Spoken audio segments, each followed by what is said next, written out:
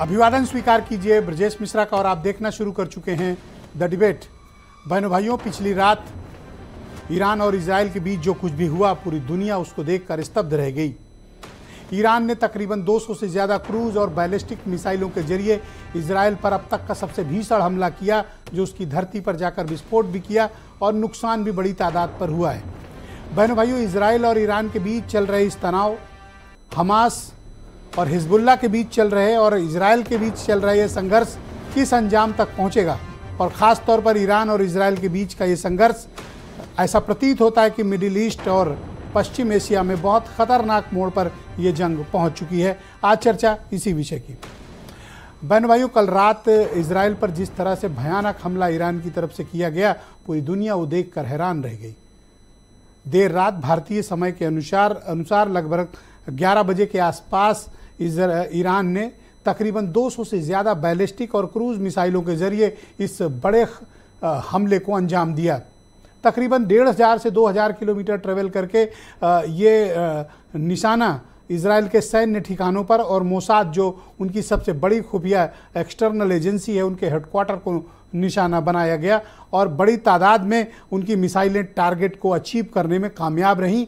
और ये इजराइल के लिए भी अब तक का सबसे बड़ा सबक है कि उन्होंने आयरन डोम का कंसेप्ट निकाला था कि कोई भी मिसाइल या रॉकेट उनके आसमान से नीचे आ नहीं सकता, उसको ऑन एयर ही वो इंटरसेप्ट करके ख़त्म कर देंगे। लेकिन ईरान की अधिकांश मिसाइलें टारगेट को पर जाकर नष्ट हुईं और टारगेट को अचीव करने में कामयाब रहीं। इससे ये प्रतीत हुआ कि इजराइल की अपनी जो एयर डिफेंस प्रणाली है, उसमें बहुत से टेक्निकल समस्याएं हैं जिनका सामना वो ईरान के अटैक में नहीं कर सका। बहनों भाइयों, सबसे दूसरी महत्वपूर्ण बात यह कि आने वाले दिनों में ऐसा प्रतीत होता है कि ईरान और इजराइल के बीच का ये जो संघर्ष है ये बढ़ेगा, क्योंकि ईरान ने अगर इतना भीषण हमला किया है तो निश्चित तौर पर इजराइल इसका जवाब देगा। और आने वाले दिनों में आप मिडिल ईस्ट और वेस्टर्न एशिया में इस तरह के तमाम हमले देखेंगे। बहनों भाइयों, आप सबको याद होगा तकरीबन 1 वर्ष पहले 7 अक्टूबर 2023 को हमास ने इजराइल पर बहुत भयानक हमला किया था। तकरीबन 2 घंटे चले इस हमले में 1200 से ज़्यादा इजरायली मारे गए थे और या तो बंधक बना लिए गए थे। जिस भयानक तरीके से उस हमले को अंजाम दिया गया था, पूरी दुनिया देखकर उसे हस्तब्ध थी। और उसके बाद इजराइल के बदले की कार्रवाई शुरू हुई और गजा और वेस्ट बैंक इलाके में अब तक 40,000 से भी ज़्यादा फ़लस्तीनी मारे जा चुके हैं, इजरायली भी मारे गए हैं। बहनों भाइयों, ये एक अंतहीन संघर्ष है जो अब लेबनान की तरफ बढ़ गया है। ईरान भी उसमें सम्मिलित हो चुका है। और इसके पहले इजराइल ने इस्माइल हानिया, जो हमास के पॉलिटिकल विंग के कमांड के चीफ थे, उनको ईरान में उड़ा दिया था। उसके बाद से ये संघर्ष बढ़ा कि ईरान ने इसे अपनी इज्जत पर लिया और ये माना कि ये उकसाने की कार्रवाई है। और उसके बाद लगातार हमले गाजा और वेस्ट बैंक पर चलते रहे और फिर लेबनान में हिजबुल्लाह की पूरी लीडरशिप को ही आईडीएफ यानी इजराइल डिफेंस फोर्स ने उड़ा दिया। और अब ज़मीनी आक्रमण भी वहाँ पर शुरू हो गया है। बहनों भाइयों, अरब कंट्रीज़ अधिकांशतया इस पूरे संघर्ष से खुद को अलग किए हुए हैं, खामोश हैं। किसी का भी एक्टिव पार्टिसिपेशन अरब कंट्रीज़ की तरफ से इस पूरे संघर्ष या वार, जो भी आप कह लें, इस पर दिखाई नहीं देता है।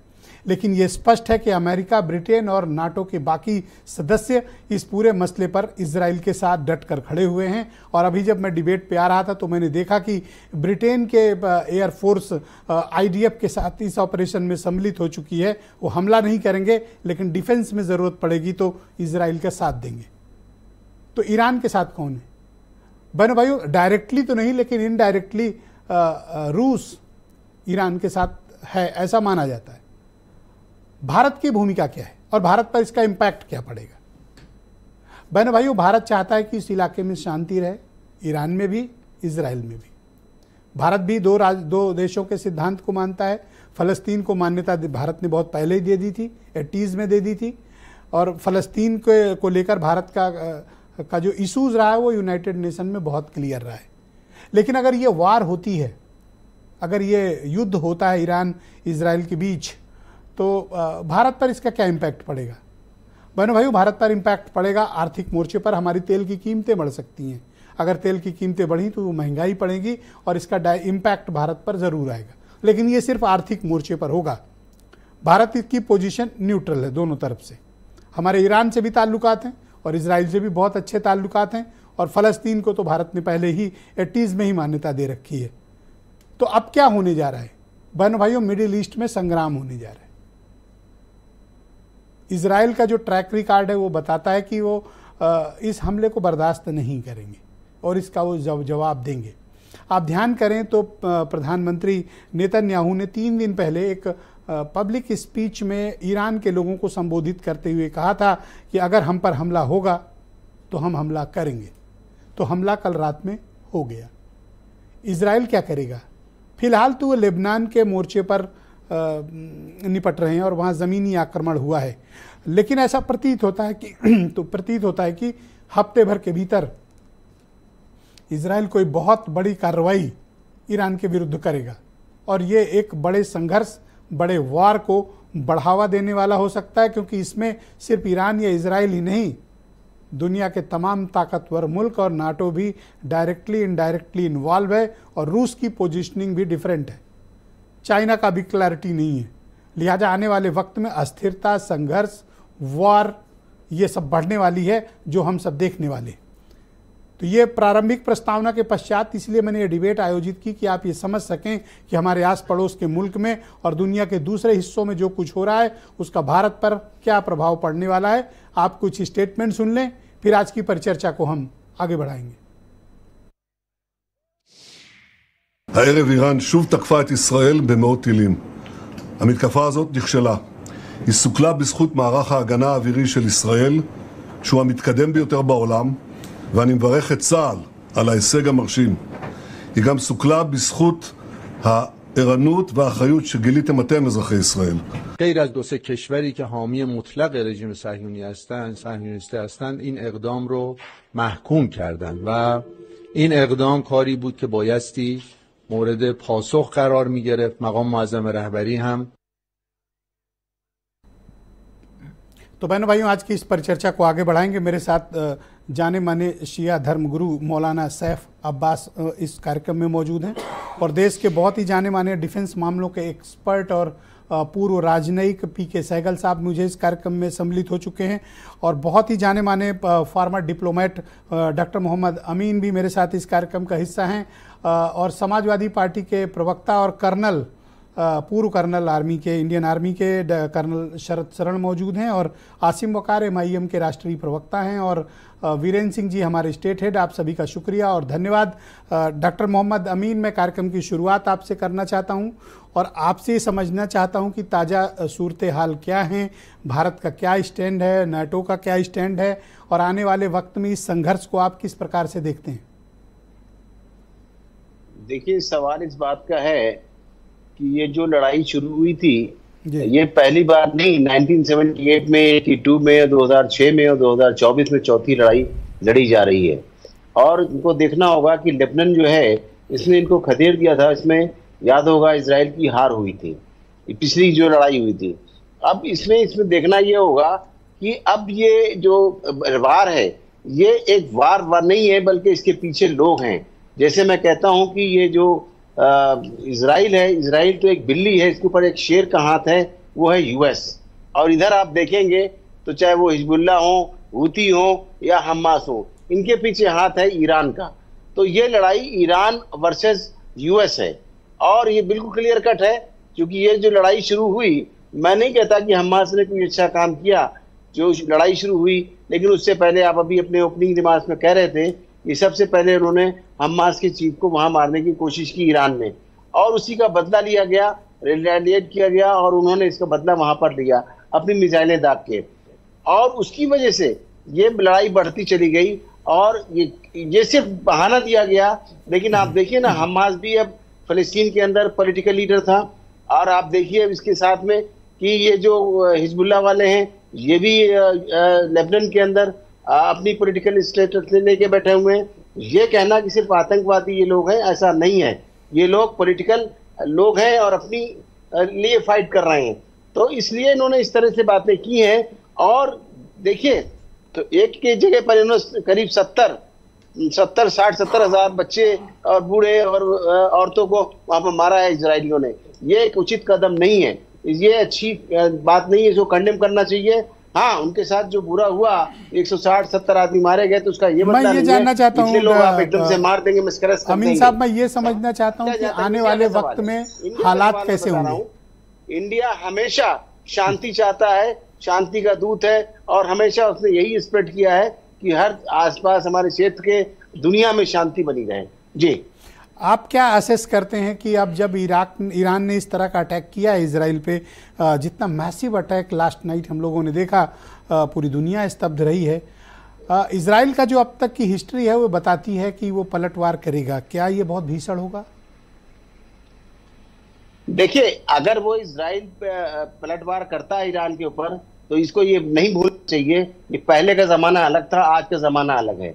देखिए, आज आप देख रहे हैं कि यूक्रेन की और रशिया की वार हो रही है, चाइना उसमें चुप बैठा हुआ है, सपोर्ट कर रहा है, ईरान ने भी सपोर्ट किया है। और अभी आप देखेंगे कि ये जो कोरिया है, कोरिया भी सीधा दुश्मनी रखता है यूएस से, रशिया भी सीधे दुश्मनी रखता है यूएस से। तो ऐसा नहीं कि इसकी पीठ पे ये लोग नहीं होंगे। ईरान आप ये कहना चाहते हैं कि ईरान की बैकिंग रूस करेगा? कंट्री है, ईरान की बैकिंग रूस करेगा? दबाना बड़ा मुश्किल है। ईरान की बैकिंग रूस करेगा अगर हमला होता है तो?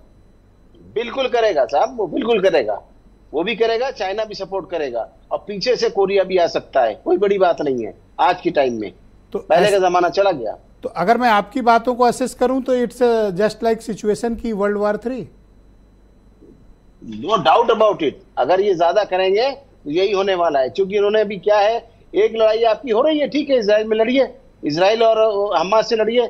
आप घुस गए लेबनान में, घुस गए लेबनान में, आप 40-50 किलोमीटर घुसे हुए हैं, फिर आपको दमस्कस में, सीरिया में घुसना चाहते हैं, यमन में घुसना चाहते हैं। इट मीन्स क्या है, आप सीधे घुसना चाहते हैं आप ईरान के अंदर। बट और लेकिन पिछली बार याद होगा अरब मुबालिकों का देखें, जॉर्डन ने मना किया था, कि जॉर्डन ने कहा था हम साथ नहीं देंगे, लेकिन इस वक्त जॉर्डन चुप है, और ये मिसाइलें जाके गिरी है उन्हीं क्या। मैं गया हूँ, हुसैन ब्रिज है बीच में, और डेड सी है, इसके बाद क्रॉस करने के बाद ही फिलिस्तीन और पड़ता है। अमीन साहब, एक तो मसला मैं और जानना चाहता हूँ, ये अरब मुबालिकों का, अरब देशों का इस तरह से शांत रहना, ये कुछ समझ में नहीं आ रहा। ये उनकी रणनीति है या व्यापारिक आर्थिक संबंध ऐसे बन गए हैं कि अब वो इस पचड़े में नहीं पड़ना चाहते हैं? क्या इस पूरे मामले पे फलस्तीनियों को उन्होंने छोड़ दिया, पॉलिसी बदल ली? नहीं, ऐसा नहीं है। ये मुस्लिम कंट्रीज एक ही जगह रहेंगे और ऐसा नहीं कहीं जाने वाले हैं। अभी वो बोल नहीं रहे हैं, लेकिन क्या मुस्लिम नहीं है? क्या वो शिया हो या सुन्नी हो, दे आर ऑल मुस्लिम्स। अगर वो तटस्थ रहेंगे लेकिन इजराइल के साथ नहीं जाएंगे, इस बात को इजराइल को यकीन रखना होगा। बहुत शुक्रिया सर, हमारे साथ प्लीज बने रहिएगा। इस परिचर्चा को मैं आगे बढ़ाऊंगा और जाने माने डिफेंस मामलों के और डिप्लोमेटिक मामलों के एक्सपर्ट पीके सहगल साहब मुझे दिल्ली से ज्वाइन कर रहे हैं। सहगल साहब, शुक्रिया और हमें समय देने के लिए धन्यवाद। मैं आपसे जानना चाहता हूं कि ये जो ताज़ा सूरत हाल इस वक्त इजराइल और ईरान के बीच बनी हुई है, ऐसा प्रतीत हो रहा है कि ये कोई बहुत बड़ा संघर्ष या एक कोई बहुत बड़ी वार आने वाली है। आप क्या मानते हैं कि भारत को क्या करना चाहिए और दुनिया किस तरफ बढ़ रही है? क्या हम बहुत खतरनाक जंग की तरफ बढ़ रहे हैं? देखो, इसमें किसी प्रकार का कोई शक नहीं कि मिडिल ईस्ट में इस समय स्थिति जो है काफ़ी से ज़्यादा चिंताजनक है, काफ़ी ज़्यादा गंभीर है। जो ईरान ने कार्रवाई की है कल रात को, जिसमें तकरीबन 200 मिसाइल फायर किए और बड़े पैमाने पर नुकसान हुआ है इसराइल के अंदर। उन्होंने काउंटर फोर्स टारगेट्स को अटैक किया है।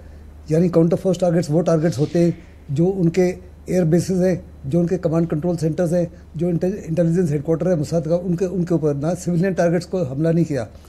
लेकिन इसराइल ने साफ तौर पे घोषित किया कि अपने समय पे और बड़ा इसका बदला लेगा। ईरान ने साफ तौर पे कहा है इसराइल को कि अगर आपने किसी प्रकार की कोई भी कार्रवाई की तो हमारा अगला जो हमला होगा वो इससे भी भयानक होगा, इससे भी ज़्यादा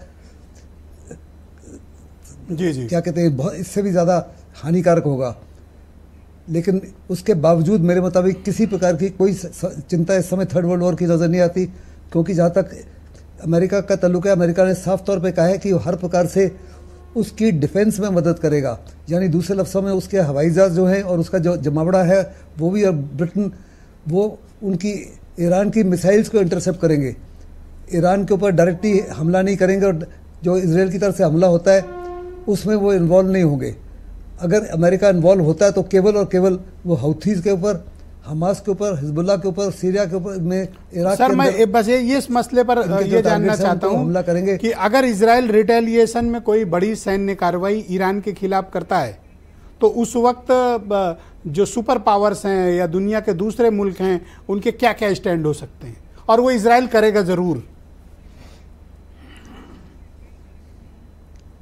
देखो इसमें किसी प्रकार का कोई शक नहीं, इसराइल जो है शुरू से ही मौका चाहता था, अमेरिका भी मौका चाहता था कि जो ईरान की फ्लेजलिंग न्यूक्लियर कैपेबिलिटी है उस न्यूक्लियर कैपेबिलिटी को बर्बाद किया जाए।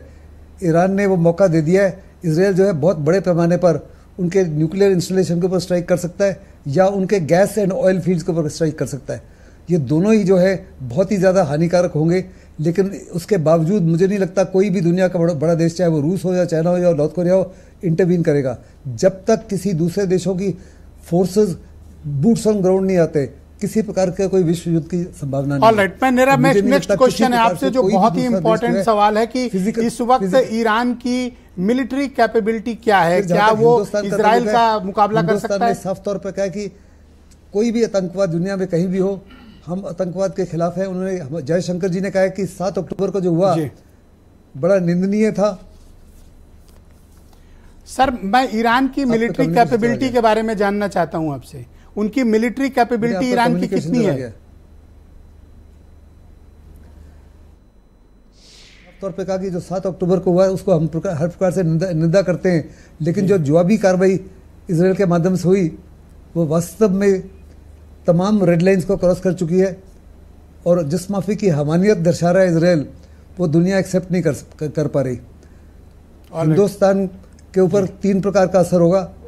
एक, ऑयल प्राइसेस और गैस प्राइसेस बढ़ सकती हैं। हमारी 70 to 80% एनर्जी जो है वहाँ से आती है, और अगर ऑयल एंड गैस फील्ड के ऊपर हमला होता है तो एनर्जी प्राइसेस बढ़ जाए। ऑलरेडी $3 से $5 पर बैरल की प्राइस बढ़ गई है। दूसरा, हिंदुस्तान का बहुत बड़ा पैमाने पर डायस्पोरा है, ईरान में भी और इसराइल में, मिडल ईस्ट में। वो डायस्पोरा को हमको इवैक्यूएट करना पड़ेगा, और जो फॉरेन डायरेक्ट इन्वेस्टमेंट होती है और इनवर्ड रेमिटेंसेस होती हैं उसमें बहुत बड़ा नुकसान हो सकता है। यानी दूसरे लफ्ज़ों में हिंदुस्तान की इकोनॉमी के ऊपर बड़ा नुकसान हो सकता है। और अगर बड़े पैमाने पर न्यूक्लियर इंस्टॉलेशन के ऊपर हमला होता है या ऑयल एंड गैस फील्ड पे होता है तो क्लाइमेट के ऊपर असर पड़ेगा, ग्लोबल वार्मिंग के ऊपर असर पड़ेगा। बहुत धन्यवाद आपका। पूरी दुनिया के ऊपर बहुत बड़ा नुकसान होगा। साथ ही साथ जो सप्लाई चेन्स हैं, सप्लाई चेन जो है वो भी बड़े। बहुत शुक्रिया sir, thank you sir, thank you sir. मैं इस पर चर्चा को आगे बढ़ाता हूं सर। मेरे साथ जाने माने शिया धर्मगुरु मौलाना सैफ अब्बास साहब इस वक्त मौजूद हैं। सैफ साहब स्वागत आपका। मैं आपसे जानना चाहता हूं कि जिस तरह की ताज़ा सूरत हाल इस वक्त मिडिल ईस्ट और वेस्ट एशिया में बने हुए हैं, आप लोग क्या इसके मायने में ओपिनियन रखते हैं कि क्या ये संघर्ष और बढ़ेगा? और ईरान ने जो कल अटैक किया है इससे क्या लगता है कि अब माहौल ज़्यादा गंभीर हो गया है और हम एक बहुत बड़ी जंग के मुहाने पर कई मुल्क आकर खड़े हो गए हैं? बिस्मिल्लाहिर्रहमानिर्रहीम। देखिए, जो ईरान ने कल अटैक किया है इसको अगर आप गौर करके देखें तो पिछले कई सालों से मुस्तकिल ईरान की ज़मीन के ऊपर अटैक हो रहा था। जो ईरान के साइंटिस्ट थे उनको मारा जा रहा था, ईरान के कमांडर को टारगेट किया गया, अबू मेहदी अल मुहंदिस, शेख सुलेमानी और मोहसिन फ़खरीज़ादे, और उसके बाद ईरान की ज़मीन के ऊपर उनके मेहमान जो इस्माइल हानिया थे उनको मारा गया। तो मैं ये समझता हूँ कि सारे ममालिक इस तरीके से बैठे देख रहे थे, ये उस पर लगाम नहीं लगा रहे थे। तो कब तक इसको बर्दाश्त करता, उसका जवाब दिया गया है। और उसके अलावा भी शहीद सैयद हसन नसरुल्लाह, उनको किस तरीके से शहीद किया गया। तो इन तमाम चीज़ों का जो बदला था वो ईरान ने कल अपना लिया, और ईरान ने कहा है कि अब हमारी कार्रवाई ख़त्म हो गई है, अब अगर ये पलट के जवाब देंगे तो फिर उधर से जवाब आएगा। ये तो एक बात हो गई। मैं ये समझता हूँ कि आज वो ममालिक के जो अमन पसंद हैं, इंसाफ पसंद हैं, और मैं अपने मुल्क के प्रधानमंत्री से वो ख़ास चाहता हूँ कि वो इसमें इंटरफेयर करें, क्योंकि ये चीज़ जो है ये हमारे मुल्क के लिए बहुत ख़तरनाक है। चूँकि ईरान में जो चाबहार पोर्ट बनाया जा रहा है वो हमारे हिंदुस्तान की बहुत बड़ी एक उपलब्धि है, वो किया जा रहा है। ये सारी चीज़ें जो हैं इनको नुकसान होगा और हमारे मुल्क का नुकसान होगा। तो अगर मैं समझता हूँ कि हमारा प्राइम मिनिस्टर जो नेतन्याहू से भी ताल्लुक़ रखते हैं और उनके ईरान से भी बहुत अच्छे रवाबित हैं, वो इसमें अगर एज ए मीडिएटर काम करके इसको शांत कराएं। क्योंकि देखिए अमेरिका से तो एक बात ये समझ लेना चाहिए, उसको सिर्फ दूसरों को हुश्कार के लड़ाना और जंग करवाना, अपने असलहों को बेचना, इसके अलावा दूसरा उसका कोई काम नहीं है। आप देख रहे हैं यूक्रेन में क्या हो रहा है, रशिया से क्या हो रहा है। आप ये कहना चाहते हो कि ईरान को उकसाया गया और इस उकसाए जाने का रिटेलिएशन करते हुए कल रात 200 बैलिस्टिक और क्रूज मिसाइलें छोड़ी गई, ये रिटेलिएशन में है। आपका ये मानना इन्हें उकसाया गया इसलिए ऐसा किया? मैंने आपको सामने मिसालें पेश की हैं कि पर सर वो तो एक पर उसको कभी ओन नहीं किया इजराइल डिफेंस फोर्स या गवर्नमेंट ऑफ इजराइल ने कि वो कार्रवाई उन्होंने की। ये तो कल रात जो भी ईरान ने किया, it's a declaration of war. नहीं तो मैंने कहा नहीं कि अभी इस सीरिया के अंदर जो ईरान की एम्बेसी थी उसके ऊपर इजराइल ने बमबारी की, जिसका जवाब ईरान ने 13 अप्रैल को दिया था और 13 अप्रैल पे भी इसराइल पे हमला किया गया था ईरान की तरफ से, क्योंकि ये मुसलसल इस तरीके की हरकतें कर रहा है। मैं तो इसीलिए रिकॉर्ड के साथ बता रहा हूं ना कि इन्होंने, और कुछ नाम मेरे जहन में नहीं है, इन्होंने मुसलसल कई तो आप इस हक में हैं कि it's a declaration of war, रोका नहीं जा रहा। ईरान ने युद्ध का ऐलान कर दिया, आप भी इस हक में हैं कि ये वॉर हो जानी चाहिए? नहीं, ईरान ने युद्ध का ऐलान नहीं किया। ईरान के जो सर आप किसी के घर 200 मिसाइलें मारते हो, उन्होंने ये डिक्लेरेशन ऑफ वॉर नहीं है तो क्या है? हाँ, अब उसका जवाब तो सुनिए आप। उन्होंने एक हमला करके, भाई उन्होंने हमला करके अब कहा अब बस, अब अगर तुम मारोगे तो भी मारेंगे। अब यहां पर एक चीज ये देखने वाली है कि आप बताइए, आपके घर पे मेहमान आए और उसको कोई मार दे आके, तो किसकी जिम्मेदारी है?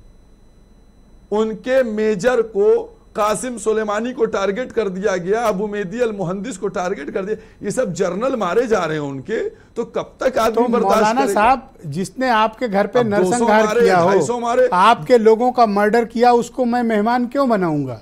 मुझे नहीं बनाना चाहिए। नहीं, मर्डर क्या किया है? बिल्कुल मर्डर नहीं किया है उन्होंने। हमास पर क्या आरोप थे? जब मैं कह रहा हूं कि कासिम सुलेमानी, सुनिए अब बता रहा हूं, एक सेकंड होल्ड कीजिएगा। कासिम सुलेमानी वो हैं जिन्होंने इराक के शहर तिकरीत में, सुनिए अब आप, इराक के शहर तिकरीत में जब हमारे मुल्क की 50 नर्सें फंसी थीं, तो कासिम सुलेमानी और हिजबुल्लाह ने उनको रिकवर करवा के सलामत के साथ भेजा था इंडिया। ये लोग हैं। इन्होंने भारत के साथ ताल्लुकात की इंसानियत को बचाने मौलाना साहब चर्चा नहीं कर रहा। मैं कह रहा हूं कि ईरान इस तरह की कार्रवाई करता रहा है कि जितने भी इजराइल के दुश्मन थे उनको या तो पनाह देता था, प्रोटेक्ट करता था, और या फाइनेंशियली उन्हें सपोर्ट करता रहा, चाहे वो हिजबुल्लाह हो चाहे वो हमास हो। उदाहरण सामने है। हाँ ठीक, अब मैं उसका जवाब आपको देता हूं। आप, ऐसा है, मैंने आपके पास वैसे मैंने भिजवा दिया था कि जो इंटरनेशनल कोर्ट ऑफ जस्टिस का ओपिनियन है 19 जुलाई 2024 का आप तक पहुंचा या नहीं पहुंचा, 5 पेज का है। इसको आप पहले दिखवा लीजिए, और मैं समझता हूं कि उसका, मैंने इसीलिए कहा था कि वो आप तक पहुंच जाए, तब पता चलेगा कि इजराइल जो है वो है क्या।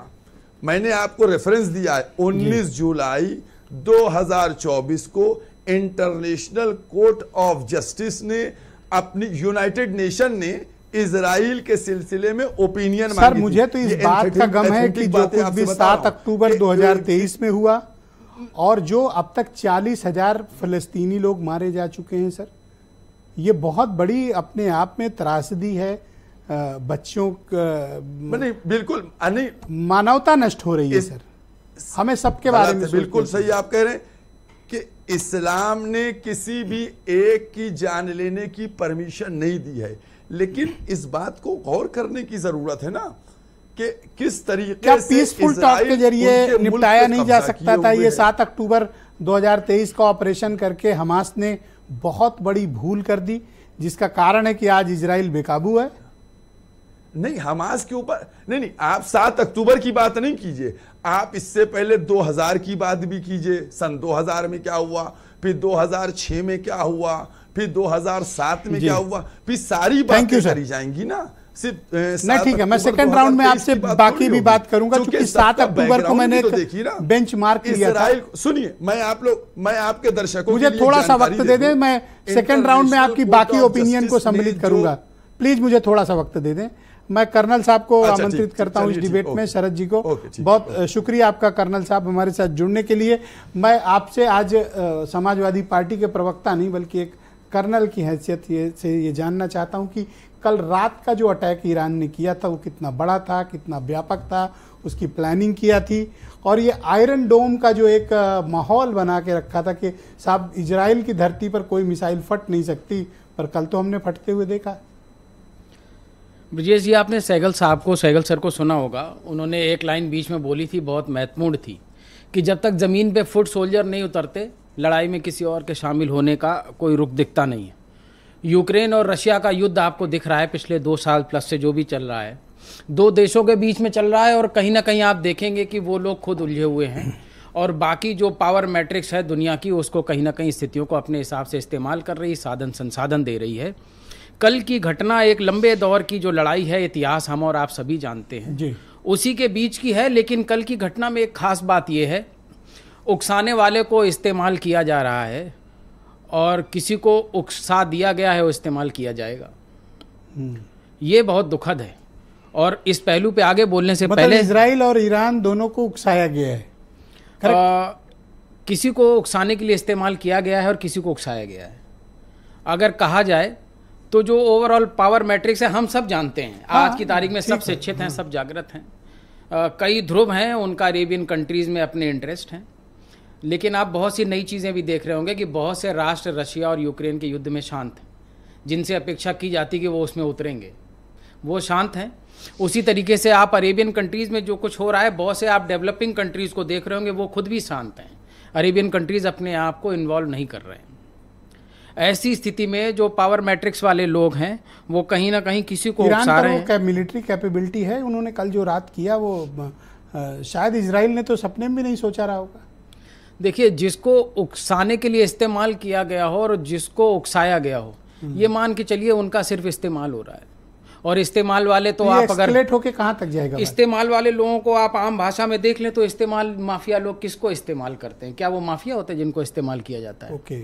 तो मैं साधारण भाषा में वाली लाइन पकड़ रहे हैं। मैं साधारण भाषा में कहने की कोशिश ये कर रहा हूँ कि जिस तरीके से ये जो घटनाक्रम हुआ है उसमें जो अगर स्टेजिंग अप, अगर मिलिट्री उसमें बोलें तो कहीं ना कहीं ये सेकंड स्टेज का दौर है, जहां पे उकसाने वाले का इस्तेमाल हो चुका है और जिसको उकसाया जाना चाहिए उसको भी उकसा दिया गया है। रिटेलिएशन तो ये थोड़ा एस्केलेट होगा, इजराइल अटैक करेगा, ये थोड़ा एस्केलेट होगा। लेकिन वो सहगल सर ने बहुत अच्छी बात की, और इसको लकीर को लोगों को जो विशेषज्ञ हैं सामरिक दृष्टि से जियो स्ट्रैटेजी को देखते हैं, क्या जो बहुत से बाहर के देश हैं वो दूर से सपोर्ट करेंगे, अपना अपना अलाइनमेंट करेंगे, लेकिन ज़मीन पे इसका बहुत एस्केलेट होने का चांस इसलिए नहीं क्योंकि फुट सोल्जर और कोई भी देश डायरेक्टली इसमें इन्वॉल्व नहीं होगा। जब तक नहीं इन्वॉल्व होगा, जो हम काल्पनिक सवाल हर बार रखते हैं कि कहीं ये वर्ल्ड वॉर की तरफ तो नहीं बढ़ रहे हैं, तो उससे हम बहुत दूर हैं, उन चीज़ों से बहुत दूर हैं। बहुत धन्यवाद आपका। मैं MIM के राष्ट्रीय प्रवक्ता आसिम वकार को आमंत्रित करता हूं। वकार साहब, स्वागत आपका। मैं सबकी ओपिनियन लेने के बाद आपके पास आया ताकि हम एक समग्र दृष्टिकोण पर इस पर विचार कर सकें। ईरान ने कल जिस तरह से इजराइल पर अटैक किया है, उसके बाद आप क्या मानते हैं कि मिडिल ईस्ट और वेस्ट एशिया में किस तरह के हालात उत्पन्न हो सकते हैं? क्या दोनों को उकसाया गया, या फिर कल का हमला बदला था, या फिर रिटेलिएशन है, और अब इजराइल क्या करेगा? देखिए, सबसे पहले तो आपका शुक्रिया कि आपने इतने ज्वलंत मुद्दे बुलाया। दूसरी बात आपने जो पूछी है उस पर तय कहूँगा कि ईरान एक सब्र वाला देश है और उसने बहुत देर में उसका सब्र टूटा, कई कमांडर मारे गए। अभी आपने पूछा था कासिम सुलेमानी साहब के बारे में, ये सच है कि तिकरित में जो नर्सें हमारी फंसी थीं पाकिस्तान और हिंदुस्तान की, उनको बचाने में कासिम सुलेमानी साहब और हिजबुल्लाह का बहुत बड़ा रोल था। अगर वो लोग ना डालते हाथ तो IS से वो बचती ना। कासिम सुलेमानी साहब की हत्या इसलिए हुई कि वो IS के दुनिया के सबसे बड़े दुश्मन थे, इसलिए उनकी हत्या कर दी गई। दूसरी बात, मैं यहां सबकी बात सुन रहा हूं, मैं आपसे भी एक सवाल पूछ रहा हूं। वो आपने जिस सबसे पहले हमारे अमीन साहब से पूछा था, कन्नल साहब से पूछ रहा हूं कि दुनिया में दूसरा छोटा अमेरिका कहां है, या यूं कहिए कि पेंटागन तो एक अमेरिका में है, लेकिन पेंटागन दूसरा अगर कहीं बना पूरी दुनिया में तो कहां बना? अगर मैं गलत हूं तो बता दीजिएगा। 1990 में पेंटागन, जो छोटा पेंटागन था जहां से पूरी वार कंट्रोल की जा रही थी, उस कंट्री का नाम है कतर। अगर मैं गलत हूं तो मुझे टोक दीजिएगा। ओके, कतर छोटा पेंटा है सर, वो छोटा अमेरिका। अब मैं आपसे खाली इतना पूछ रहा हूं कि हमास के चीफ इस्माइल हानिया साहब का मर्डर, एसेसिनेशन ईरान में ही क्यों हुआ? क्योंकि वो रहते कतर में थे, और कतर अमेरिका के पास है। नहीं, वो तो एक अलग मुल्क है। तो आप कह रहे हैं सर, वो तो आप कह रहे हैं सर, आप जानते सब हैं, जानता मैं भी हूं, कर्नल साहब भी हंस रहे हैं, बाकी लोग भी होंगे, सब पूछिएगा। नहीं, एक स्वतंत्र सर, जब पहली बार इराक पे हमला हुआ था 1990 में, और हमको याद है, ये हुआ था कि 4000 लड़ाकू जहाज एक बार में उड़े थे, तो वो कतर से उड़े थे सर। पहला हमला जो इराक पे हुआ था। ये तो आप नया एंगल ले आए, अब कतर को बीच में ले आए। नहीं, मैं ला थोड़ी ना रहा हूं सर, मैं तो कोई एंगल लाया नहीं, मैं तो शरीफ आदमी हूं सर। मैं तो आपसे कुछ बातें पूछ रहा हूं कि इस्माइल हानिया साहब का कत्ल ईरान में क्यों हुआ? वो तो रहते कतर में थे, और उनका कफन दफन भी कतर में ही हुआ है ना। हो तो कंफर्म कर लीजिए एक बार सर। कहना क्या चाह रहे हो ये थोड़ा सर? मैं कहना ये चाह रहा हूं कि जब गाजा पे हमला हो तो लोग इजराइल के साथ खड़े हैं, कुछ लेबनान पे हमला हो तो कुछ लोग इजराइल के साथ खड़े हैं, सीरिया पे हमला हो तो कुछ लोग इजराइल के साथ खड़े हैं, ईरान पे हमला हो तो कुछ लोग इजराइल के लिए खुशी मना रहे हैं कि बहुत बढ़िया काम कर दिया। अब मेरा मसला ये है कि जो लोग इजराइल के लिए खुशी मना रहे हैं, उनका इजराइल से रिश्ता क्या है? हमसे आप सवाल पूछ रहे हैं कि आप फला के गम में दुखी क्यों हैं, फला के मर्डर पे दुखी क्यों हो गए हैं, आप फला के साथ क्यों? मैं आपसे पूछ रहा हूं, आपने इतनी देर में इतनी बातें पूछी कि 200 रॉकेट दाग दिए, 200 रॉकेट दाग दिए। बिल्कुल दाग दिए सर, आपने भी देखा, हमने भी देखा। अब मैं आपसे पूछ रहा हूं कि पिछले 1 साल में 1 लाख से ज्यादा मासूम लोगों का कत्ल हो गया, 20 लाख लोग बर्बाद कर दिए गए, तबाह कर दिए गए, उनकी जमीन छीन ली गई, और उसके बाद पलट के इधर भी हमला, उधर भी हमला, यमन में भी हमला। इन हत्याओं का जिम्मेदार कौन है? क्यों इजराइल के साथ खड़े हैं लोग? 50,000 से ज्यादा मासूम बच्चे 6 महीने, 8 महीने, 1 साल, 2 साल, 3 साल, 5 साल, छोटी छोटी नन्ही नन्ही बच्चियां कत्ल की जा रही हैं, मारी जा रही हैं, और उसके बाद में लोग मिठाई बांट रहे हैं, खुश हो रहे हैं। सर, जो लोग बच्चों को कत्ल करेंगे, मासूम लोगों का, उनसे कोई जो बदला लेगा वो आतंकवादी हो जाएगा। अगर कोई आदमी आकर हमारे मुल्क पे हमला कर दे और हम उसका मुकाबला करेंगे तो पूरी दुनिया हमको आतंकवादी कहेगी। हमारे लोगों को मारे, हमारे बच्चों को मारे, हम उसका अगर मुकाबला करते हैं तो हम आतंकवादी हो गए। मैं खाली सवाल मेरा पूरी दुनिया से, पूरे देश के लोगों से है, पहले तो आप अपना ये तय कर लीजिए कि आप खड़े किसके साथ हैं। एक साहब ने मुझे परसों एक चैनल पे पूछा कि आप नसरुल्लाह के साथ क्यों हैं, तो मैंने कहा आप खिलाफ क्यों हैं? भाई क्यों खिलाफ हैं? हिजबुल्लाह ने कोई आतंकवादी घटना भारत में की हो, एक व्यक्ति को मारा हो, एक आतंकवादी भेजा हो, भारत के खिलाफ बोला हो, भारत से दुश्मनी रखी हो, भारत के प्रधानमंत्री के खिलाफ बोला हो, भारत के लोगों के खिलाफ बोला हो, तो हम मान सकते हैं आपकी बात। क्यों खिलाफ हैं आप? क्यों दुश्मन हैं? और अगर आप कहते हैं कि आप इंसानियत के साथ हैं, तो फिर आप इजराइल के साथ क्यों हैं? अगर आप कहते हैं कि आप नरसंहार के खिलाफ हैं तो फिर आप इजराइल का समर्थन क्यों कर रहे हैं? 7 अक्टूबर की घटना पर भी इतनी ही तीखी प्रतिक्रिया व्यक्त करनी चाहिए थी जो हमास ने किया। मैं तो सर, मुझे तो बड़ा शौक लगा इस वक्त, बहुत ही शौक लगा कि आपने एक बार भी नहीं कहा कि हाँ इजराइल ने गलत किया। पर आपको यह भी कहना चाहिए कि 7 अक्टूबर को जो हुआ बहुत ही गलत हुआ। मैं तो कई बार कह चुका हूं सर, मैं तो पहले ही निंदा कर चुका हूं। नहीं, आप समझिए, मैं तो 40,000 फलस्तीनी मारे गए सर, मैं पहला आदमी जिसने आवाज उठाई। मैंने अभी आपसे एक बात कही थी, पर आपने 7 अक्टूबर की निंदा सर, मैंने अभी आपसे एक बात कही थी, मैं आपको चैलेंज कर रहा हूं जी। आप बहुत ब्रिलियंट पत्रकार हैं सर, बड़े फैक्ट्स हैं आपके पास। मैं सब लोगों से पूछ रहा हूं, सब जो चैनल पे बैठे, आज सबसे बेहतरीन पैनल है आपका, मैं आपसे ये पूछ रहा हूं कि इस्माइल हानिया का कत्ल कतर में क्यों नहीं हुआ? अच्छा, आप ईरान में क्यों हो सकता है आपको नहीं, मैं बता अमीन साहब से पूछ रहा हूं, अमीन साहब ने कहा, मैं पूछ रहा हूं क्या कतर में नहीं रहते थे वो? ईरान में क्यों हुआ? मैं आप कारण सर 20 सेकंड में बताओ। वीरेन जी भी अरे सर सियासत समझिए सर सियासत समझिए। मैं तो बहुत ईरान को कमजोर दिखाना सर, मैं बहुत छोटा आदमी हूं सर। अरे नहीं, आप लोग में बार-बार ऐसी बात क्यों कर रहे हैं? सबसे कमजोर आदमी, सबसे कम दिमाग का मैं बैठा हूं सर 20 सेकंड सुनिए सर। एक बार एक साहब ने कहा कि अमेरिका ने अल जजीरा पे बैन लगा दिया, अमेरिका ने अल जजीरा पे बैन लगा दिया। हमने क्यों कहना, वो उसामा की खबरें दिखाता है। तो हमने कहा सैटेलाइट किसकी यूज करता है? अल जजीरा। कतर के पास तो कोई सैटेलाइट ही नहीं है, सैटेलाइट अपनी देंगे आप और पूरी दुनिया को नहीं, अरे सर जवाब तो दे दीजिए मुझे। नहीं सर, हो अरे सर जवाब तो दीजिए मुझे। और भी पैनल पे लोग हैं ना, तो बहुत पैनल पे लोग हैं, मैं चाहता हूं। वीरेन जी भी बाकी। जी जी जी, ठीक सर। ऑलराइट, वीरेन जी भी हमारे साथ जुड़ चुके हैं। वीरेन जी, मैं आपसे जानना चाहता हूं कि इस पूरे घटनाक्रम को लेकर जो कल कुछ रहा, इसको लेकर किस तरह के पब्लिक ओपिनियन भारत में बन रही है, और जो अब वार एक्सपेक्टेड है तो उससे क्या क्या नुकसान है, इम्पैक्ट क्या पड़ेगा, आपने क्या असेस किया?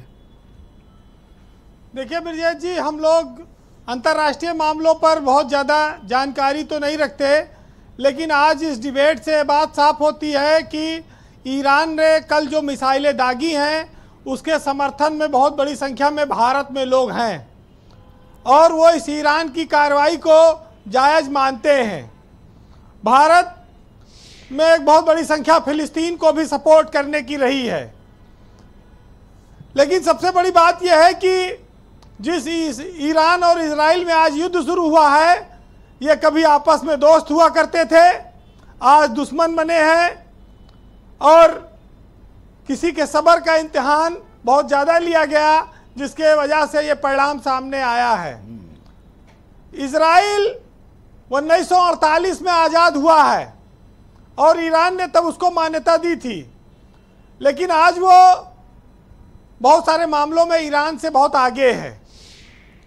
उसके पास टेक्नोलॉजी है, रक्षा उपकरण है, परमाणु संपन्न है, सब कुछ है। अमेरिका का हाथ है, मजबूत अर्थव्यवस्था है, लेकिन ईरान ने बड़ी हिम्मत का काम किया है, और इसको भारत के मुसलमान अधिकतर इसी रूप में देखते हैं। हालांकि cyber space, cyber attack, drone attack, ये सब बहुत शुरुआती कारण रहे इन झगड़ों के जी, लेकिन भारत में केमिकल से लेकर, तेल से लेकर, रक्षा उपकरण से लेकर तमाम चीज़ें हम इजराइल से खरीदते रहे हैं, लेते रहे हैं। एक बात अभी सोच रहा था कि 3 विश्व युद्ध हो चुके हैं, क्या चौथे विश्व युद्ध की ये आहट है, क्या शुरुआत है? लेकिन कर्नल शरद सरन ने बताया कि अभी चौथा विश्व युद्ध इसको नहीं कह सकते जब तक लड़ाई जमीन पे ना हो। तो चलिए इसका भी इंतजार करेंगे जी। लेकिन इतना जरूर है, कंक्लूड करेंगे, कि जिस देश में एक तरफ से अमेरिका हो, एक तरफ से रूस लगा हो, और रूस जो खुद 2 साल से यूक्रेन से युद्ध लड़ रहा है, कल का जो हमला हुआ, ऐसा बताया जाता है कि ईरान ने पहले रसिया से ग्रीन सिग्नल लिया था, तब मिसाइलें दागी। हालांकि 200 मिसाइलें दागने की पुष्टि हो रही, लेकिन आदमी यक्को नहीं मरे, ये बात भी सामने आ रही है जी। तो ये इसमें कितनी सच्चाई है ये सब आगे चल के पता चलेगा। लेकिन एक को महान शैतान बोला गया, एक को छोटा शैतान बोला गया, यानी कि अमेरिका कहता है कि ईरान बहुत बड़ा शैतान है और इजराइल छोटा शैतान है, इसलिए हम उसके साथ हैं। जंग ने इस देश और दुनिया में कभी कोई फैसला नहीं किया है जी। जंग अपने आप में एक बहुत बड़ी समस्या रही है, और जब जब युद्ध होंगे बच्चे अनाथ होंगे, महिलाएं विधवा होंगी, संसाधन नष्ट होंगे, आने वाली पीढ़ियों पर उसका असर पड़ेगा। लेकिन जब दूसरों के घरों में आप लगातार षड्यंत्र करेंगे तो जंग के रूप में चीजें सामने आएंगी। ये देश दुनिया के बहुत सारे मुल्कों को देखना होगा। भले ही मानवता के लिए जंग अभिशाप है, लेकिन राजनीतिक इच्छा पूर्ति के लिए जंग लगातार होती रही है जी। और हम उस दुनिया में जंग चल रही है जहां इस्लाम को मानने वाले बहुत बड़ी संख्या में लोग हैं। वो ये कहते हैं कि मूसा को पानी से, इब्राहिम को आग से और यूनुस को मछली के पेट से निकालने वाले रब हमारी तमाम मुश्किलों को दूर करेगा, इन सब समस्याओं को वो हल दे। वो ये दिन रात दुआ करते हैं, लेकिन उन्हीं के यहाँ पर ये युद्ध भी चल रहा है। वैसे 2 लाइन में सुनिएगा, आज ज़्यादा मेरे पास बोलने को नहीं है, लेकिन समझिए कि कौम को कबीलों में मत बांटिए और लंबे सफ़र को मीलों में मत बांटिए। बहता हुआ दरिया है ये दुनिया और देश, इसको नदियों और झीलों में मत बांटिए। बहुत शुक्रिया वीरेंद्र जी, आपका बहुत बहुत धन्यवाद हमारे साथ जुड़ने के लिए और अपना फीडबैक हम सब तक उपलब्ध कराने के लिए। बहनों भाइयों, दूसरा चरण प्रारंभ करते हैं। इसमें हम अपने हर मेहमान के लिए, हमारे पास 90 सेकंड का वक्त होगा। मैं डॉक्टर मोहम्मद अमीन साहब को आमंत्रित करता हूं। फार्मर डिप्लोमेट हैं और जाने माने एक्सपर्ट हैं। अमीन साहब, कुछ विषय आसिम वकार ने भी उठाए, उनका भी जवाब मिलना चाहिए। और इजराइल के कदम को लेकर भी कई बार आलोचना हुई, लेकिन आप देख रहे हैं कि दुनिया विभाजित है, वर्ल्ड डिवाइडेड है इजराइल और ईरान को लेकर। इस पर भी हम आपका रिएक्शन चाहते हैं। देखिए, जो ये कह रहे थे कि कतर में क्यों नहीं मारा, वकार साहब ने कहा कतर में क्यों नहीं मारा, तो उसके लिए कि उन्होंने ईरान में इसलिए मारा कि वो ईरान के सपोर्टर थे और शिया फैमिली से कनेक्शन था उनका, इसलिए उनको वहीं पर मारा गया, इसमें किसी और की बात ना हो। ये तो वकार साहब का जवाब है। और जहाँ तक सवाल है कि ये लड़ाई तो शुरू की गई है और ज़माने से शुरू थी और अभी बंद नहीं होने वाली। ये इस्लाम के दुश्मनों की है और उधर से यहूदियों के लिए कहा गया है कि वो यहूदी जो हैं वो इस्लाम के दुश्मन हैं, और इसलिए ये लड़ाई चलती रही है, चलती रहेगी जब तक कि क़यामत नहीं आ जाएगी। तो इस पे तो दुनिया विभाजित है, और आप देख रहे हैं कि अमेरिका और पूरी नाटो, और अभी मैं आ रहा था ब्रिटेन वाली भी बात बता रहा था कि उनकी भी रॉयल एयरफोर्स IDF को ज्वाइन कर चुकी है। हालांकि कह रहे हैं हम हमला नहीं करेंगे, सिर्फ रेजिस्टेंस वाली बात है। तो आपको लगता नहीं कि आने वाले दिनों में हालात बहुत ज़्यादा ख़राब होंगे मिडिल ईस्ट और वेस्ट एशिया में? इसमें तो कोई दो राय है ही नहीं। तो जैसे जैसे बढ़ेगी तो वैसे वैसे कॉम्प्लिकेशन तो होगा, क्योंकि लोगों को चाहिए कि अपने अपने गरीबा में झांकें और अपने अपने कंट्री के बारे में सोचें और पड़ोसियों के बारे में सोचें। अगर ये सोचेंगे तभी हो पाएगा, अदरवाइज तो नहीं हो सकता अगर अपनी मैं में रहेंगे। बहुत शुक्रिया सर आपका, हमारे साथ कृपया बने रहिएगा। मैं PK सहगल साहब को आमंत्रित करता हूं। सहगल साहब, आप मुझे बताइए कि अब इजराइल ईरान के खिलाफ किस तरह की रिटेलिएशन की या बदले की कार्रवाई कर सकता है? जो कल कुछ रात में हुआ, किस तरह की कार्रवाई एक्सपेक्टेड है? क्या उनके न्यूक्लियर इस्टेब्लिशमेंट पे या पेट्रोलियम इस्टेब्लिशमेंट्स पे या मिलिट्री इस्टेब्लिशमेंट्स पे या सिविलियन, किस तरह का और किस तरह की सैन्य कार्रवाई कर सकता है इजराइल? देखो, ज़्यादा इजराइल का तल्लुक है, मेरे सोच के मुताबिक उसका फर्स्ट टारगेट होगा ईरान की फ्लेजलिंग न्यूक्लियर कैपेबिलिटी। शुरू से ही उसकी कोशिश है कि किसी न किसी तरीके से ईरान उसको मौका दे, ताकि इजराइल जो है उसका मौके का फ़ायदा उठा के ईरान की जो बढ़ती हुई न्यूक्लियर कैपेबिलिटी है उसको ख़त्म किया जाए। अगर इसके ऊपर हमला नहीं करता तो उसका नेक्स्ट टारगेट होगा ऑयल एंड गैस फील्ड्स, क्योंकि ऑयल एंड गैस फील्ड में बहुत बड़े पैमाने पर आग लगाई जा सकती है और उसका असर जो है बहुत बड़े पैमाने पर सारी दुनिया में फैलेगा। लेकिन उसका फर्स्ट एंड फॉरमोस्ट टारगेट होगा कि ईरान के न्यूक्लियर इंस्टॉलेशन को ख़त्म किया जाए। लेकिन ईरान ने, अगर देखो, अप्रैल से लेकर अभी तक बार बार चेतावनी दे रहा था और इजराइल भी बार बार कह रहा था कि अगर आपने कुछ भी कार्रवाई की तो हम बड़े पैमाने पर आपको बर्बाद कर सकेंगे, हमारी रीच सब जगह पर है। तो ईरान ने पिछले 2 या 3 महीने में अपने न्यूक्लियर इंस्टॉलेशन को बहुत सुरक्षित कर लिया है, अपने एयर डिफेंस सिस्टम्स को काफ़ी मजबूत किया है उस इलाके में, और हो सकता है कि इनको काफ़ी ज़्यादा अंडरग्राउंड कर लिया है, और बंकर बस्टर बॉम्ब्स के बावजूद भी वो शायद उनको बर्बाद नहीं कर पाएगा। फिर उन्होंने न्यूक्लियर इंस्टॉलेशन को कई जगह पर डिस्ट्रीब्यूट कर दिया है, ताकि अगर एक जगह पर नुकसान हो तो बाकी जगह पे उसके न्यूक्लियर फैसिलिटीज़ जो है वो कायम रहे। अगर आपको याद होगा तो कुछ महीने पहले ईरान ने यह भी घोषित कर दिया था कि उसके पास वास्तव में न्यूक्लियर वेपन है। क्या वह सच है, क्या उसने खुद बनाया है, या उसको रूस ने दिया, या पाकिस्तान ने दिया है, या नॉर्थ कोरिया ने दिया, ये तो कोई नहीं जानता। लेकिन उसने साफ तौर पे एक किस्म से डर डाल दिया है इसराइल के अंदर कि अगर उसने न्यूक्लियर अटैक करने की कोशिश की तो हर प्रकार से वो न्यूक्लियर हमले का जवाब दे सकता है और उसको भी बर्बाद कर सकता है। मुझे नहीं लगता कि इसके अलावा कोई तीसरा टारगेट जो है इसको अटैक करेगा। सिविलियंस को अटैक करने का कोई मतलब नहीं है, लेकिन अगर सिविलियंस को अटैक करता है बड़े पैमाने पर तो हो सकता है कि जो आयतुल्लाह का आप रूल ये है, कहना चाहते हैं कि ईरान के पास न्यूक्लियर वेपन है?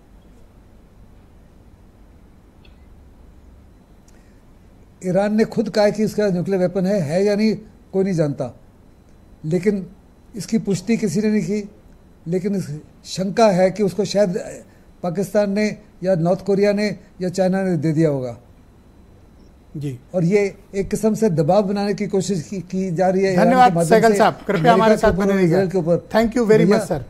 मैं मौलाना सैफ अब्बास जी को आमंत्रित करता हूं।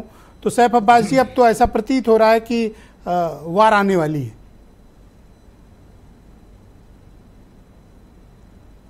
नहीं, देखिए ऐसा है कि अभी बहुत से ममालिक ऐसे हैं कि जो इंसाफ पसंद हैं और वो नहीं चाहेंगे कि वार हो, और मैं समझता हूँ कि कुछ लोगों को छोड़ दिया जाए तो कोई भी वार के फेवर में नहीं है। किसी मुल्क के लिए वार अच्छी चीज़ नहीं है।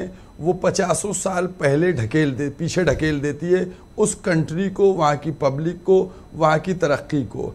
अब मैं 1 मिनट आपका और लूँगा, 30 सेकंड में मेरी बात ये हुई है कि जो मैंने कहा था मैं आपके दर्शकों को ये बतलाना चाहता हूँ। इंटरनेशनल कोर्ट ऑफ जस्टिस ने इजराइल के लिए कहा है, इजराइल इन द ऑक्यूपाइड फिलिस्तीनी टेरिटरी इंक्लूडिंग ईस्ट जेरूसलम। बहुत आसान लफ्जों में बता रहा हूं कि जिस तरीके से पाकिस्तान जो है वो हमारे कश्मीर को कब्जा किए है, उसी तरीके से फिलिस्तीन को इजराइल कब्जा किए हुए है। और इस ओपिनियन जो इंटरनेशनल कोर्ट ने ओपिनियन दी है, इसने कहा है कि जो इजराइल ने नुकसान किया है वो इनको दिया जाना चाहिए, फिलिस्तीन को दें। और दूसरे ममालिक से ये बात कही गई है कि आप लोग फिलिस्तीन को फुल फ्लेश मान्यता न दें, ये कानूनी ये नहीं कतर है। की भूमिका को लेकर आसिम वकार ने कुछ गंभीर प्रश्न चिन्ह खड़े किए कतर को लेकर। इनकी ओपिनियन से आप सहमत हो? देखिए वो एक है, क्योंकि ईरान जो है वो एक मानवता और इंसानियत के लिए काम कर रहा है, और ये लोग चाह रहे थे कि डिवाइड कर दिया जाए शिया सुन्नी में, लिहाजा इनको शिया कंट्री में मारा जाए ताकि शियों पे, और ऐसा कुछ थोड़ा सा नासमझ लोगों ने समझा भी कि भाई वहां गए थे वो ईरान ने इनको मरवा दिया। ऐसा कुछ नहीं है, बल्कि अभी भी पूरी मुस्लिम कम्युनिटी जो है वो मुत्तहिद है। Thank you sir. मुसलमान बहुत शुक्रिया सर। बर्दाश्त नहीं करेगा कि कहीं पर जुल्म हो, अत्याचार हो। हाँ सहगल साहब, आप कुछ कह रहे थे। 20 सेकंड सर। ठीक है सहगल साहब, कुछ मेंशन कर रहे थे आप। नहीं, मैं उसके ऊपर नहीं, मैं कुछ टीवी स्क्रीन की बात कर रहा था, कुछ खराब हो गया। मैं कर्नल साहब, आप मुझे बताइए कि इजराइल और ईरान को की अगर हम मिलिट्री कैपेबिलिटीज का तुलना करें तो दोनों को आप कैसा पाते हैं? मैं आपका सवाल जरूर जवाब दूंगा, मुझे 30 सेकंड व्यक्तिगत दे दीजिए। 90 सेकंड है सर, आप बिंदास, लेकिन मेरे सवाल का जवाब 100% दूंगा। देखिए, आजकल आप देख रहे होंगे सोशल मीडिया का बहुत प्रभाव है, और पिछले कुछ दिनों से सोशल मीडिया पे नकली बॉट्स, फर्जी अकाउंट खोल के लगातार 2 धर्मों के बीच की बात रखी जा रही है। कुछ लोग फिलिस्तीन के सपोर्ट में हैं, कुछ इजराइल के सपोर्ट में, और ये सब नकली अकाउंट हैं। ये सब नकली अकाउंट है, नफरत का बाजार सजाया जा रहा है। हमें इस चीज को सामरिक दृष्टिकोण से देखना चाहिए। भारत एक गुटनिरपेक्ष देश है और हम ईरान से भी संबंध रखते हैं, हम इजराइल से भी रखते हैं, क्योंकि भारत शांति की बात करता है और अरब में भी इस समय बहुत से देश ऐसे हैं जो ये चाहते हैं ये युद्ध रुके। और मैं ये उम्मीद करता हूं कि सब लोग मिलकर इस पे प्रयास करेंगे, इसके एस्केलेशन को रोकेंगे। आप लोग जिनको इस विषय में बहुत अधिक जानकारी नहीं है, इन बॉट्स से कंफ्यूज होकर सोशल मीडिया पे मत लड़िए। आपको अगर ध्यान देना तो इस पे दीजिए कि राम रहीम को 11वीं बार पैरोल मिल गई है 20 दिन की हरियाणा में चुनाव। तो असल मुद्दों पे रहिए, उनमें मत उलझिए। अब आपकी सवाल पे आ जाते हैं, ईरान और इजराइल की कैपेबिलिटी। देखिए, आर्मामेंट के मामले में, टेक्नोलॉजी के मामले में इजराइल काफ़ी आगे है, लेकिन ईरान भी एक सक्षम और एक मजबूत देश है। बट मैं आपको इतना जरूर कहना चाहूंगा कि किसी को उकसाने के लिए इस्तेमाल किया जा रहा है और किसी को उकसाया जा रहा है। बस यही लड़ाई है, ये धीरे से घेर के शांत कर दी जाएगी। इसके एस्केलेशन के चांसेस बहुत कम हैं। जो डेवलपिंग और मजबूत देश हैं इस समय वो किन्हीं और मुद्दों में उलझे हुए हैं। क्या इस्माइल हानिया का मर्डर ये टर्निंग पॉइंट था? सर आपने उसका कई बार जिक्र किया। मुझे जो कहना था मैंने कहा, लेकिन जो पर आपकी बात से मौलाना तो सहमत नहीं हुए। नहीं है, उन्होंने जवाब दे दिया, उन्होंने जवाब दिया सैफ साहब ने।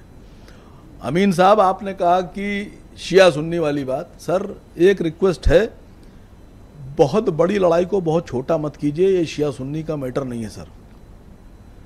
दूसरी बात, सर सर सर यही है, sir sir sir Houthi, Hamas sir और सर कहना उनका यही है, इसीलिए सर मुझे बोलने दीजिए। इजराइल सपोर्ट कर रहा है, इसलिए सऊदी अरब चुप है शायद। सर जी बोले। अब आज वक्त नहीं है, वरना सऊदी अरब पे भी बोल देता सर। आप बोले, आपका 60 सेकंड समझिए सर, आज वक्त नहीं है, वरना उस पे बोलता। प्लीज। देखिए, लड़ाई से किसी का कोई भी फायदा नहीं होता जी, और लड़ाई से ना दुनिया जीती जा सकती है, ना अपने को सेटिस्फाई किया जा सकता है। लड़ाई बहुत दिन चल भी नहीं सकती है, बहुत चलेगी, 2 साल 3 साल 4 साल, फिर दुनिया खुद ही खत्म होने लगी। जो लड़ाई लड़ रहे लोग वही आजिज आ जाते हैं। लड़ाई कोई हल नहीं है। अगर आपको दुनिया में रहना है तो मोहब्बत से रहना होगा। दूसरी बात, अभी आपने कई बार पूछा कि वर्ल्ड वार। सर, जब तक के अमेरिका डायरेक्टली अटैक में इन्वॉल्व नहीं होगा और इंग्लैंड, तब तक के रूस, चीन और कोरिया ये ईरान के साथ नहीं उतरेंगे। जिस दिन अमेरिका ने अपने सिपाहियों को अफगानिस्तान की तरह जमीन पे उतार दिया, 1 घंटा नहीं लगेगा, रूस नीचे आ जाएगा और चाइना भी खड़ा हो जाएगा और पीछे से कोरिया भी आ जाएगा। अमेरिका इस बात को जानता है। अमेरिका जो प्लान करता है, आप समझिए सर, उसको वो बहुत बड़ी मछली है। वो 2 साल से रूस को कमजोर कर रहा है। ईरान और इराक को 8 साल लड़वाया आपस में। उन्होंने लीबिया को खत्म करने के लिए ISIS पैदा की, सीरिया में ISIS के एक्शन कराए। ISIS के खिलाफ अगर सबसे तेज और भयानक लड़ाई किसी ने लड़ी ISIS को खत्म करने के लिए, तो उसका नाम था हिजबुल्लाह और नसरुल्लाह साहब। अब आप या तो ISIS को आतंकवादी ना मानिए, अगर आप हिजबुल्लाह को आतंकवादी मान रहे हैं तो फिर ISIS आपके लिए क्या है? बहुत शुक्रिया। और अगर ISIS अगर आतंकवादी है तो हिजबुल्लाह, ये रिकॉर्ड सर बोल रहा हूं, पूरे दुनिया का रिकॉर्ड है कि सबसे बड़ा अगर लड़ाई किसी ने लड़ी। टाइम बिल्कुल ओवर हो चुका, मैं आपका बहुत शुक्रिया अदा करता हूं। कम टाइम के लिए बुलाया, बहुत शुक्रिया सर। इसलिए ये यहूदी और इस्लाम की लड़ाई नहीं है, उसको धर्म पे मत ले जाइए, ये खेल कुछ और है। किसको कह रहे हो? सबके लिए, जनमानस को पता होना चाहिए कि ये यहूदियों की और इस्लाम की लड़ाई नहीं है। बोल रहे हो जी? नहीं, मैं जनमानस की बात। अगर मैं आधा घंटा और बोलूंगा सर, धन्यवाद सर। अल्लाह ने चाहा तो बहुत से लोग मेरा समर्थन करेंगे सर। बहुत शुक्रिया, आप सभी का बहुत बहुत धन्यवाद इस परिचर्चा का हिस्सा बनने के लिए। बहनों भाइयों, आपका भी शुक्रिया इस कार्यक्रम को देखने के लिए। नमस्कार।